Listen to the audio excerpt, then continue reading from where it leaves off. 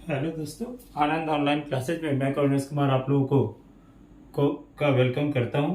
जैसा कि आप लोगों को पता होगा कि आनंद ऑनलाइन क्लासेज अपने पहले या दूसरे क्लास में ही कह दिया था कि मैं जितनी भी वैकेंसी आएगी उसकी वैकेंसी की जानकारी आपको तुरंत ही अपलोड करूंगा, चाहे वो किसी भी डिपार्टमेंट का हो।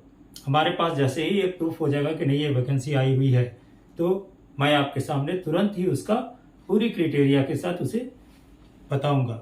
उस तरह से मैंने आपको और लोगों की मतलब आने वाले समय में कौन कौन से वैकेंसी आने वाले हैं उनके बारे में बताया, लेकिन ये एक वैकेंसी आई हुई है जिसके फॉर्म आज से शुरू भराना हो गया है। थोड़ा सा लेट हो गया, हम काम में लगे थे। हमें ये जानकारी पिछले 2 दिन पहले ही मिल गई थी कि आपको electronic corporation of India limited यानी ECCIA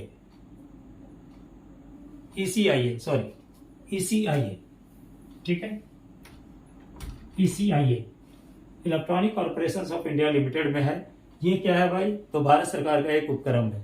अब भारत सरकार का एक उपक्रम है तो समझ सकते हैं कि इसमें जो पद की नियुक्ति हो रही है वो एक अच्छे मतलब पद की नियुक्ति है, वो टेक्नीशियंस की नियुक्ति है। कहा जा सकता है कि एक ग्रुप सी के लेवल में ए लेवल में आ सकता है, वो उसकी वेतनमान भी अच्छी रहेगी। ठीक है, उसके बारे में आपका फॉर्म जो है वो भरा रहा है। हम कहेंगे कि स्टूडेंट उसकी जो लास्ट डेट का इंतजार नहीं करेंगे, वो पहले ही जा करके फॉर्म को भर लेंगे, क्योंकि ये सब जगहों की या ये सब के फॉर्म का लास्ट में बहुत ही साइबर ये मतलब बहुत धीरे हो जाता है। ठीक है, क्योंकि साइबर ठीक से फिर वर्क नेट नहीं करने लगता है। समझ रहे हैं बात को? थोड़ी सी प्रॉब्लम आती है। आप साइबर में भी बैठेंगे या खुद भी करने बैठेंगे तो नेट की प्रॉब्लम आपको ज़्यादा आएगी। ठीक है, तो आपको कहेंगे कि आप 7 या 8 को ही भरकर इत्मीनान हो जाएं।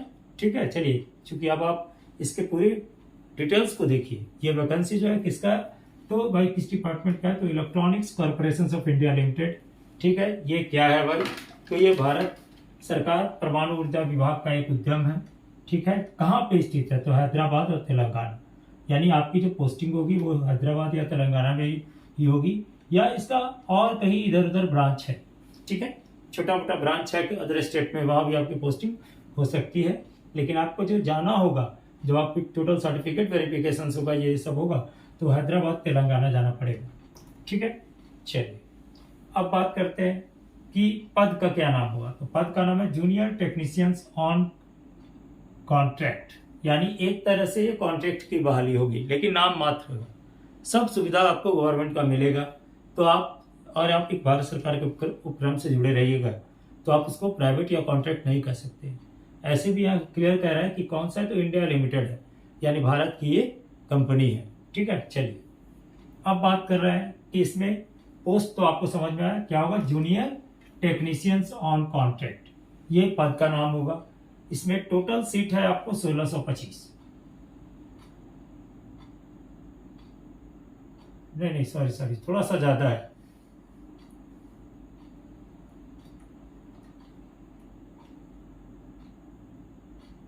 1935 के लगभग है। ठीक है, इसमें 1935 के लगभग है टोटल सीट। आप ऐसे देख लीजिए इसमें से।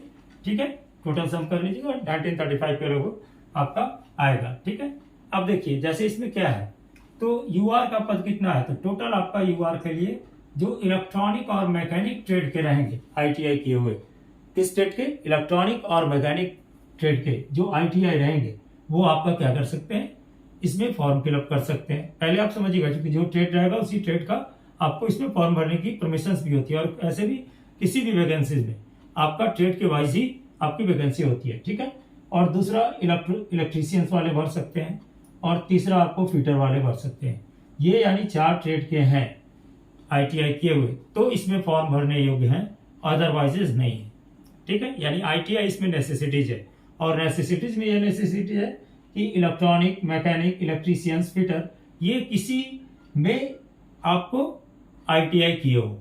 इसलिए हम तो आमतौर पर स्टूडेंट को कहे हैं, इसलिए RRB का वीडियो भी हम अपलोड किया, उसमें बताए हैं कि ग्रुप डी का एग्जाम आपको जल्द ही होगा। आप ये मत सोचिए कि आपके नहीं होगी, भले ग्रुप सी का होने में लेट होगा, लेकिन ग्रुप डी का एग्जाम आपको ये मतलब दिसंबर के पहले ही आपका फॉर्म भराएगा।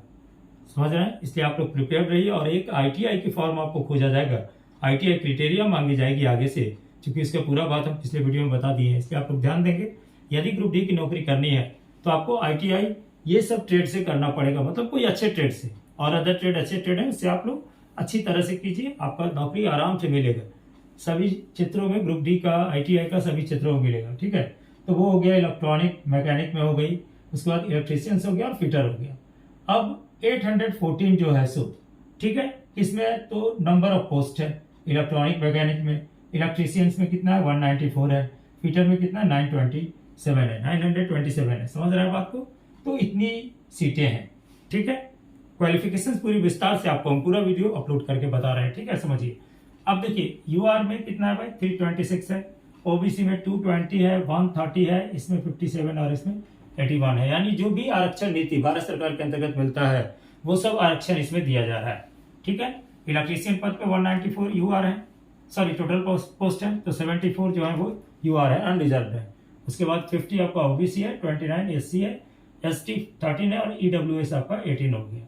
इस तरह से आपका यहाँ पे 927 है फिटर का, तो 252 आपका क्या है भाई, तो UR है, 169 OBC आते हैं और आपका SC 100 आते हैं, ST आपका 04 आते हैं, EWS 62 आता है, ठीक है। तो इतने पद हैं वहां पे, बात समझ रहे हैं। अब देखिए इसमें क्वालिफिकेशंस क्या होगा, एक बहुत बड़ा फैक्ट है कि क्वालिफिकेशंस क्या होगा। तो क्वालिफिकेशंस पहला तो ITI होना चाहिए, और यदि आप ये ट्रेड में हैं, यानी किस में, इलेक्ट्रॉनिक में, मैकेनिक में, इलेक्ट्रीशियंस में और फिटर में, तो आप फॉर्म भर सकते हैं, नहीं तो नहीं भर सकते, ठीक है। अब आपका ये ट्रेड भी पूरा हो गया। चलिए दूसरा बात, आपने क्राइटेरिया देखा, पहला तो आपको बिल्कुल ये ट्रेड में होना चाहिए, ITI होना चाहिए। ITI के बाद आपका क्या होना चाहिए, तो बिल्कुल आपका ये इलेक्ट्रॉनिक इसमें कुछ ना कुछ फिटर में ट्रेड होना चाहिए ITI का। अब ITI का जब ये ट्रेड होगा उसके बाद जनरली स्टूडेंट क्या करते हैं, जो ITI के स्टूडेंट रहते हैं वो 1 ईयर अप्रेंटिसशिप का क्लास कर लेते हैं।